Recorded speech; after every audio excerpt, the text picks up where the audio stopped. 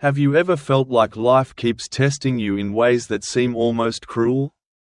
Just when you think you've healed, grown, and finally left your old suffering behind, another trial appears. One that feels hauntingly familiar. Why do some souls seem destined to face deeper heartbreak, greater loss, and lonelier paths than others? In our last episode, we followed Min's story, a gentle heart shattered by unbearable grief, yet reborn into a love so vast it no longer clung to outcomes. But what happens after you survive the breaking? When you've lost everything you thought you needed, and yet, you're still here. Today, we'll uncover a truth so rarely spoken. The pain you endure may be a sacred invitation to claim a kind of peace the world can't take from you. Through ancient Buddhist wisdom and timeless Zen stories, you'll see why those who carry deep wounds often become the most luminous souls. Take a breath, and let's continue this healing journey together. After facing the long, silent nights of her grief, Min slowly began to rise from the ashes of her old life. When Master Lian finally asked Min to leave the temple and return to the world, she felt ready, not in the way one returns to pick up where life left off, but as someone entirely reborn. She was no longer the shattered girl who had fled to the mountains. Desperate and broken, Min was returning as someone who had learned to love like the mountains love the sky, vast, constant, and without fear of passing storms or sudden changes in weather. The darkness that had once threatened to destroy her had quietly forged within her a light no storm could extinguish. This story reveals a profound truth: why the ninth test is often the greatest hidden blessing life can offer to a pure-hearted soul. When life strips away everything you believed you needed to be happy, the people you loved, the dreams you clung to, the comforts you thought were essential, something astonishing happens. You discover you're still here, still breathing, still aware, and perhaps most surprisingly, still capable of love. What remains when everything else is lost is something far more resilient, vast, and luminous than anything you thought you were. In the language of Buddhist wisdom, this is known as the Great Death, not the physical death of the body, but the death of the small, fragile self, the one that depends on outer circumstances for its sense of safety and worth. What rises from this death is not something new, but something ancient and ever-present. It's the part of you that has quietly endured beneath layers of attachment, expectation, and longing. You begin to see that you are not your possessions, not your relationships, not your successes or your mistakes. You are the witnessing presence, the calm awareness that experiences these passing waves of life but is never truly disturbed by them. And if you're facing this test right now, if you feel you've reached the absolute limit of what you can bear, consider this: you might be exactly where your soul needs to be. The darkness surrounding you is not a punishment, nor proof that the universe has forgotten you. It's a fierce kind of grace, a sign you're being prepared for a task that only the most tested hearts can carry. Only those who have lost everything, and realized they have lost nothing essential, are fit to walk the path of unconditional, fearless love, the kind of love that neither clings nor demands, but simply radiates like sunlight touching everything without asking for anything in return. So for now, let's pause and sit with this darkness, without rushing to escape it. Close your eyes for a moment, and allow yourself to fully feel whatever is present, whether it's despair, weariness, numbness, or a hollow ache. Don't fight these feelings, and don't try to fix them. Just notice them, and then notice something else: the quiet awareness beneath those feelings. This awareness isn't broken by the sadness it witnesses. It remains clear, still, and somehow mysteriously untouched. The Buddha taught that suffering ceases not when our circumstances finally improve, but when we stop demanding that reality be anything other than what it is. Can you imagine what it might feel like to stop fighting your current experience? Not as a form of defeat, but as an act of radical courage, the deepest kind of strength. To be fully present with whatever is real, without needing to fix, numb, or escape it. The ninth test reveals its secret gift here. You are not being broken by this darkness. You are being broken open. And through those cracks, you'll begin to glimpse the indestructible, untouchable light that you truly are. Like Min, rising from her grief transformed, capable of loving without fear. You too are being prepared for something extraordinary. Perhaps the greatest losses you've endured were never meant to destroy you, but to shape you for the sacred work ahead.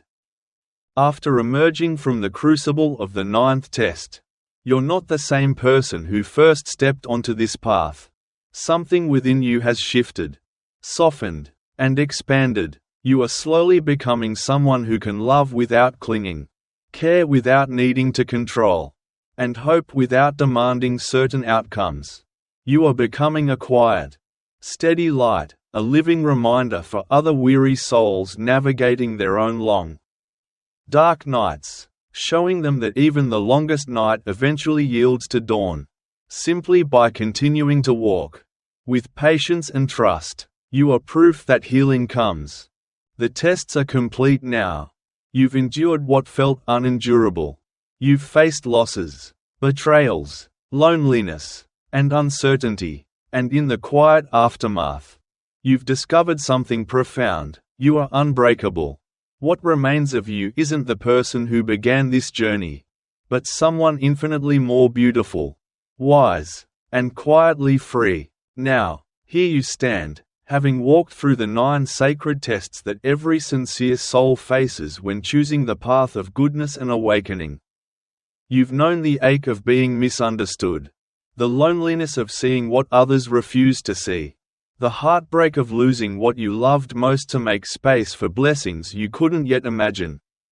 You've felt the sharp sting of betrayal by those closest to you, faced the suffocating darkness of human malice, and endured the long, aching patience required by divine timing. You've learned to sit with emptiness before awakening could arrive, broken the chains of repeating patterns that held you prisoner for years, and survived the final test, when everything you once depended on fell away, leaving only the light of your own awareness. But these weren't random hardships scattered throughout your life. No, they were sacred initiations, each one quietly preparing you for the next. Together, they wove a magnificent tapestry of transformation, refining you in ways you never imagined you needed. Every misunderstanding stripped away your need for outside validation, teaching you to find your worth within. Every loss revealed what was truly essential and what you had only believed you needed. Every betrayal stretched your capacity for compassion and forgiveness. Every brush with darkness fortified your unshakable commitment to walk in the light. Think of it like a master swordsmith crafting a blade. The metal must first be placed in fire until it glows red hot. Then hammered again and again on the anvil, folded upon itself, and plunged into ice-cold water. Each step feels violent, the fire scorches, the hammer strikes, the cold stings, the polishing wears away what seems solid. Yet, without these relentless trials, the metal could never become a sword strong enough to cut through illusion, sharp enough to serve truth, beautiful enough to inspire others. This is what has quietly been happening to your soul through these 9 tests. You haven't been punished for your goodness, you've been refined because of it. Every single challenge you faced was precisely shaped to awaken the qualities within you that only the most tender, pure-hearted souls can embody. The universe doesn't waste such exquisite, careful craftsmanship on just anyone. These initiations come only to those with the potential to become steady beacons of hope in a world desperate for light. Now, pause for a moment and truly consider how each test has shaped you in ways that ordinary success never could.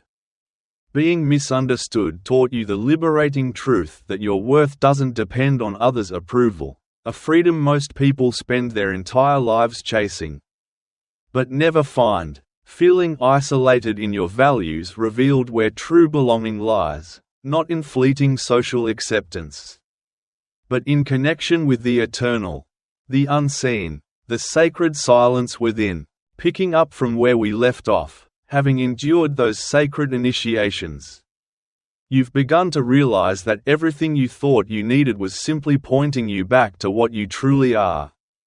Beyond all possessions, circumstances, and passing roles, the betrayals you faced by those closest to you cracked open your heart, revealing a kind of love so pure it no longer requires anything in return to remain alive. You learned how to love without expectation, to give without fear of being left empty. Facing genuine malice didn't destroy your goodness, it forged it into something unshakable. A diamond-strong kindness that no cruelty can tarnish. Delayed success, the moments when doors stayed closed no matter how hard you knocked, taught you patience. Not the passive patience of waiting quietly, but the fierce, unwavering trust in a timing far wiser than our restless human clock. The emptiness you encountered along the path, those hollow stretches where everything you clung to slipped through your fingers, gently pointed you to something deeper. It showed you what remains when all experiences fade, the luminous awareness at the center of your being. Those repeating patterns, the exhausting cycles you thought you'd escaped, turned out to be sacred invitations. Each time you circled back to familiar struggles, it wasn't failure, it was life offering you another chance to transform, to meet old wounds with new wisdom. And that final darkness, the place where you thought you might break? It wasn't your undoing, it was your preparation, shaping you into a light that no storm, no betrayal, no loss can extinguish. Now, pause and truly look at who you've become through these sacred crucibles. You no longer depend on praise or approval from others because you've discovered an unshakable worth within yourself. You're no longer terrified of solitude because you've tasted the quiet sweetness of your eternal connection to all existence. Loss no longer shatters you, because you've seen firsthand that what you are, in your deepest essence, can never be taken away. The sting of betrayal no longer crushes you because your love has become unconditional, flowing freely without clinging. Malice no longer defeats you because your goodness has been tested and refined, emerging stronger than stone. The impatience you once wrestled with has softened into a steady trust in the perfect unfolding of your life's mysterious design. And perhaps the most precious lesson of all, you've learned the hidden secret of spiritual growth, that suffering is not the opposite of blessing. It's the womb where blessing is quietly conceived. Every tear you shed watered the secret garden of your soul. Every moment you wanted to give up but didn't was strengthening the very muscles of your spirit. Every choice you made to lean toward love instead of bitterness, to choose forgiveness over revenge, to sit in patience rather than fury, those moments shaped you into someone capable of holding the very medicine this world is starving for. The Buddha once taught that there are three kinds of people in this world. Some are like letters carved into stone, unchanged by experience, hardened, inflexible. Others are like letters drawn in sand, easily moved, easily erased. But a rare few are like letters written in water, fluid, receptive, absorbing every lesson while remaining open, adaptable, and endlessly willing to grow. And through these 9 sacred tests, you've become like water, strong enough to wear away stone over time, gentle enough to nourish everything you touch, clear enough to reflect the truth, and deep enough to hold life's mysteries without needing to explain them. But here's the thing, your transformation isn't ending with these 9 tests. It's just beginning. You've been prepared for something greater than personal peace. A responsibility far beyond your own healing. Because every soul that walks this path of fire and grace, every spirit refined in life's crucibles, becomes a lighthouse for others still lost at sea. Whether you realize it or not, your presence in this world now stands as silent, steady proof. As we've seen, everything you've endured wasn't meant to break you, it was meant to make you unshakable. And now, something remarkable is happening. Your very presence carries proof that goodness does not lead to defeat, that patience is indeed rewarded, and that love, no matter how battered, ultimately triumphs over fear. People will be drawn to you without always knowing why. They'll feel it, an ease in your company, a quiet peace that doesn't rise and fall with circumstances, a strength so gentle it never needs to prove itself, a love so steady it asks for nothing in return. Some people will be ready to hear your story, to ask how you survived what would have destroyed others. They'll be curious about how you found light in places where others found only shadow.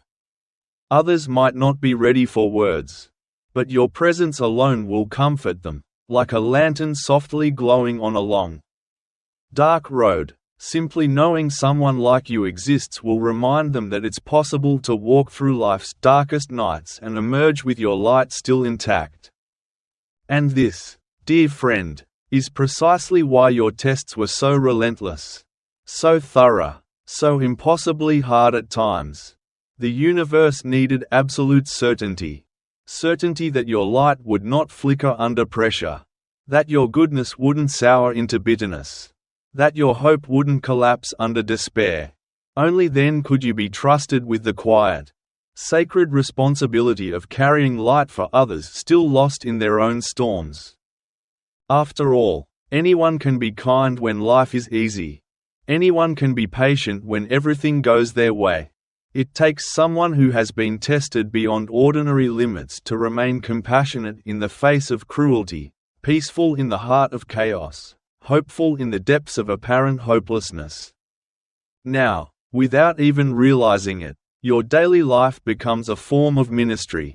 The way you respond to small frustrations teaches those around you about the beauty of patience.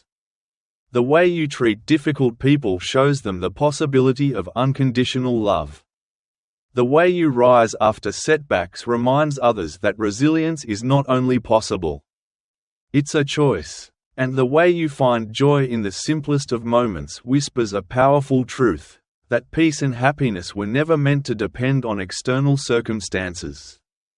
You've become, in essence, a living teaching, not a preacher standing at a pulpit, but a quiet, steady example of what the human spirit is capable of. A living demonstration of the truths most people have only read in books or heard in distant sermons. And perhaps the most tender wisdom you now carry is this: you've learned to recognize these sacred tests when you see them unfolding in others. When you encounter someone being misunderstood despite their good intentions, you'll recognize the weight of the first test on their shoulders. When you meet someone isolated by their sensitivity and depth, you'll know they're quietly navigating the second test. When someone sits broken under the weight of unbearable loss, you'll feel it instantly, they're enduring the third test. Your own journey through these 9 soul-forging initiations has given you a map. A map not to preach from, but to quietly hold in your heart as you walk beside others in their darkest hours. And here's the quiet miracle: the most powerful guidance you'll ever offer may not come in words at all. Often, it will be your presence, your calm, steady spirit during someone else's storm. Not fixing, not explaining, not rushing them toward light, but simply sitting beside them in the dark. Your being there, whole, steady, unbroken, becomes proof that storms can be weathered, that hearts can heal without hardening, that the human spirit, when tested in fire, can emerge not burned but brilliantly bright. This is the grace of the 9th test, not the end, but the beginning of a sacred life in service of light. As we reflected in the last part, your quiet, steady faith in goodness doesn't just serve you, it quietly grants permission for others to hold on to their own idealism.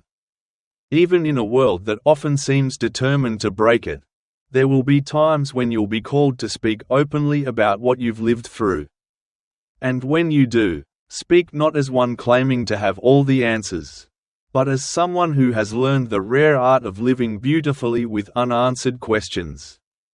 When you share your story, don't hide the difficult parts. Offer your insights, yes, but let others see your struggles too. Show them not just your strength, but the tender vulnerability that made that strength necessary. Help them understand that their pain isn't a sign of spiritual failure, but of spiritual potential waiting patiently to awaken. Because often, it's through our deepest wounds that our greatest light enters. And remember this, not everyone will be ready for the kind of path you've walked.